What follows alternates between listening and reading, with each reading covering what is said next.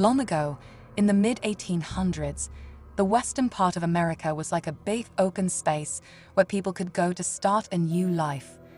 They dreamed of having their own land and finding riches. One group of these people was called the Donner Party.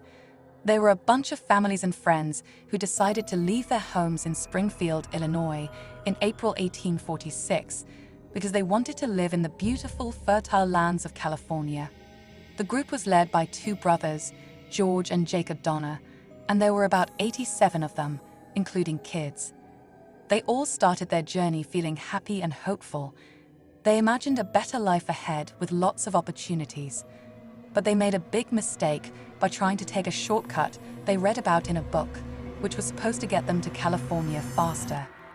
This shortcut was called the Hastings Cutoff, and it was a bad choice because it was much harder and took a lot longer than anyone said it would.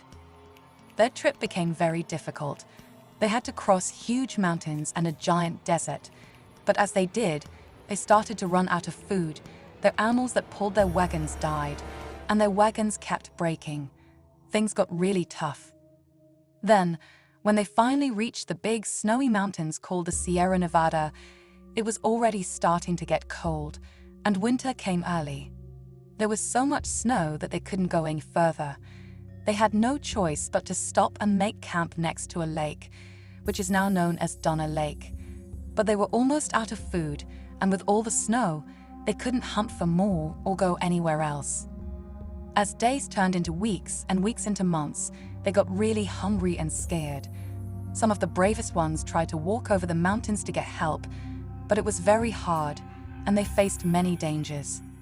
Eventually, they were so hungry and desperate that they had to do something unthinkable to survive. They had to eat the bodies of their friends who had died. It was a terrible choice, but they felt it was their only way to stay alive.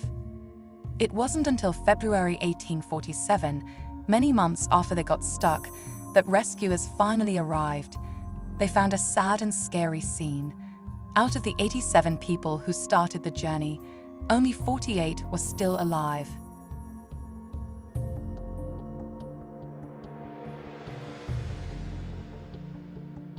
And a sad and scary scene. Out of the 87 people who started the journey, only 48 were still alive.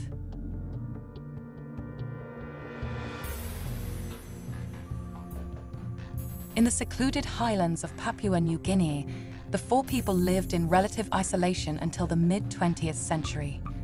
Their society, like many others around the world, had developed unique customs and practices to deal with the universal experiences of death and mourning. However, one of their practices would draw international attention for its tragic consequences. The forced funerary rites involved a form of ritualistic cannibalism, where the relatives of the deceased would consume the body as a means of honoring and reintegrating the spirit of the dead into the lives of the living. Women and children, in particular, would eat the brain tissue, believing this act would forge a lasting connection between them and their lost loved ones. This practice, deeply embedded in their culture, was seen as a way to show respect and love for the deceased. However, in the late 1950s, the Fore community began to be afflicted by a mysterious and fatal disease. Victims initially exhibited symptoms such as tremors, slurred speech, and uncontrollable laughter, which would eventually progress to severe neurological degeneration, loss of motor control, and death.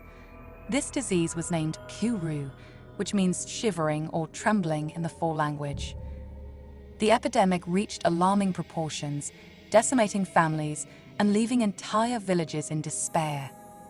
It wasn't until the early 1960s that medical researchers, including the Australian anthropologist Shirley Lindenbaum and the American physician Daniel Carlton Gadusek, began to study the disease in earnest. Through meticulous research and collaboration with the Fore people, they discovered that Kuru was transmitted through the consumption of infected human brain tissue during the cannibalistic funeral rites.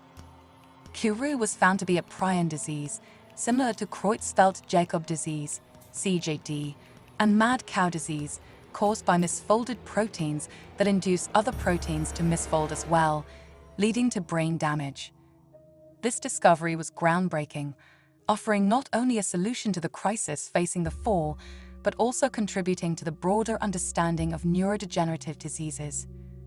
With this knowledge, efforts were made to change the funeral practices of the four people. It was a challenging process, requiring sensitivity to the tribe's cultural traditions and beliefs. Over time, however, the practice of consuming human remains was abandoned, and the incidence of Kuru sharply declined. By the late 20th century, Kuru had virtually disappeared, marking a tragic but pivotal chapter in the history of the four people. The legacy of the Kuru research also had far-reaching implications for the scientific world. Gajusek's work on Kuru would earn him the Nobel Prize in Physiology or Medicine in 1976, acknowledging not only his contributions to understanding prion diseases, but also the significance of interdisciplinary research in anthropology and medicine.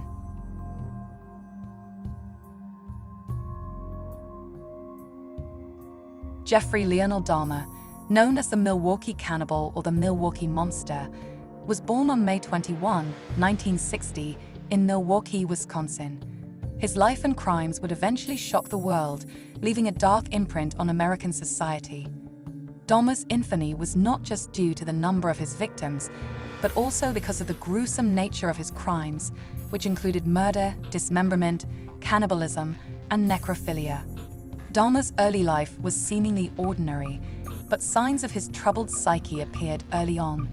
He was described as an energetic and happy child, but became notably withdrawn following a series of family moves and the birth of his younger brother. By adolescence, Dahmer was disengaged, showing little interest in family or social activities. His fascination with dead animals, which he would dissect and collect, was an early warning sign of his disturbing interests. Despite these early indicators, Dahmer's descent into criminality began in earnest shortly after high school. In 1978, at the age of 18, he committed his first murder, picking up a hitchhiker named Stephen Hicks and bringing him home under the guise of drinking beer together. The encounter ended with Dahmer bludgeoning and strangling Hicks to death. This act set the pattern for the horrors that would follow.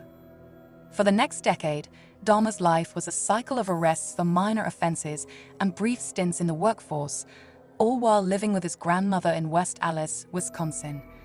His criminal activities escalated in the late 1980s, with Dahmer committing the bulk of his murders between 1987 and 1991. He preyed primarily on young men and boys, luring them to his home with promises of money or sex, where he would then drug, strangle, and dismember them. Dahmer kept souvenirs of his victims, including photographs, skulls, and other body parts, in his apartment. The nature of Dahmer's crimes, particularly his acts of cannibalism and necrophilia, provoked widespread horror and fascination. Dahmer confessed to engaging in sexual acts with the bodies of his victims and to consuming parts of some of them in an attempt to keep them with him permanently. Dahmer's reign of terror came to an end on July 22, 1991, when one of his intended victims, Tracy Edwards, managed to escape and flagged down two Milwaukee police officers. Edwards led the police back to Dahmer's apartment, where they discovered a scene of unimaginable horror. Photographs of dismembered bodies, skulls in the refrigerator, and barrels containing acid-dissolved remains. Dahmer was arrested and charged with 17 murders. During his trial, he confessed to all the charges, claiming that he had lost control of his actions. He was found sane and therefore legally responsible for his crimes, and was sentenced to 15 consecutive life terms in prison in 1992. However, Dahmer's time in prison was short-lived. On November 28, 1994, he was beaten to death by a fellow inmate at the Columbia Correctional Institution in Portage, Wisconsin.